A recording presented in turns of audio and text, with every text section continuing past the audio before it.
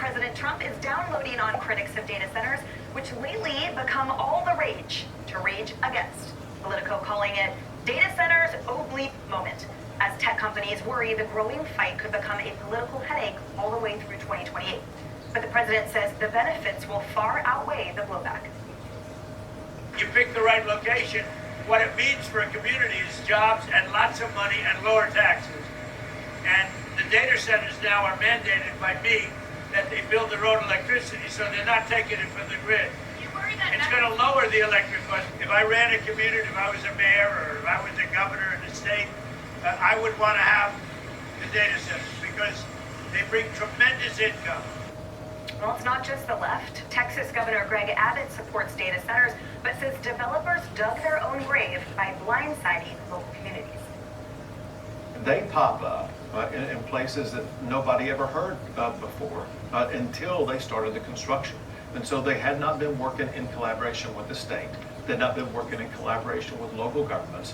And so they basically dug their own grave for the problem that's been caused for them, and that's why they got the backlash they deserve.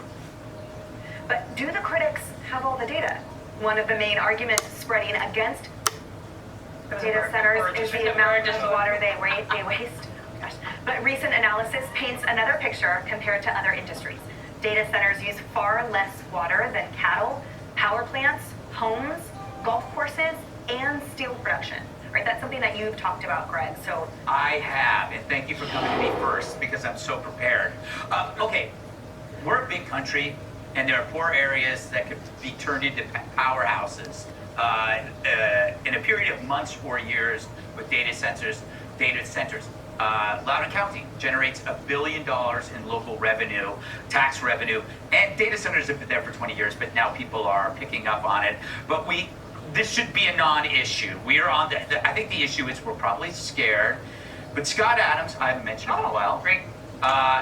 Made this amazing assessment, which has almost never been wrong.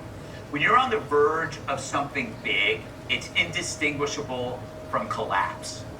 Everything, it's like how we were before Y2K. So think about this. We have 40 trillion in debt. We're going off a cliff. No one seems to think of a solution or even care. Why is that? Because economists know that just one GDP point raised by AI will wipe it out. A half a point makes it manageable. This is where it's all going to converge. And I'm really curious, especially with our viewers, if you haven't started playing with AI yet. I mean, AI is not something you need to learn. You could just play with it.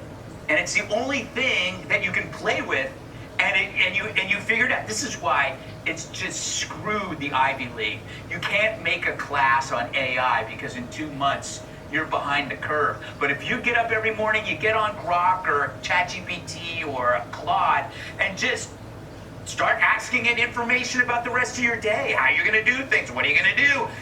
You're going to figure this out faster than any professor could learn and teach you. This is why it's going to destroy education. It's going to make it so much better. Anyway, that's me.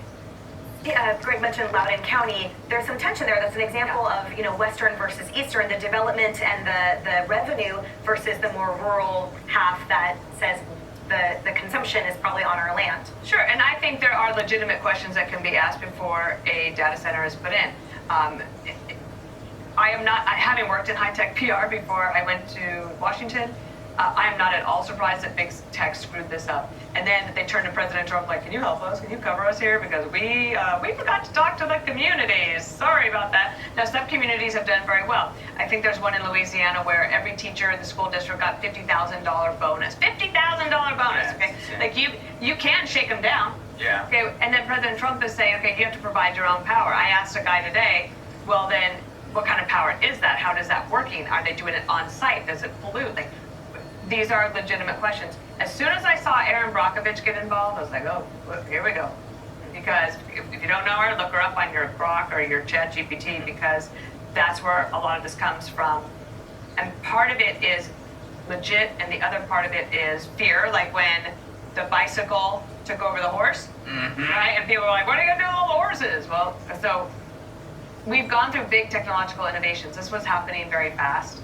And some school districts or counties are doing very well. I understand the concerns and the fears, but I also think about reality. When you have 71% of Americans saying that they're against data centers, that they would rather have a nuclear power plant next door than a data center, there are both legitimate concerns, and also it's become a thing where you have politicians now saying, okay, we're out, which is not the right answer. President Trump at least is giving the right answer. He's right on the policy, might be wrong on the politics, but if he's persistent and leads, he can make the politics bend back in his direction. And his idea, that was your idea, where you were saying make them be self-sufficient so it isn't a drain on the farms and the communities. Remember that? I've been doing this show for a while. We just saw a bird fly into I know. it. That has never happened. It hasn't happened. That has got to be the It's a dumbest sign. bird we've ever seen. It's a sign. What is it a sign of? I don't know. More on that later. Probably a Mamdani support. I saw it. Flying blind. I cannot wait to talk more about data centers. Are we doing the WNBA next? Yes. Awesome.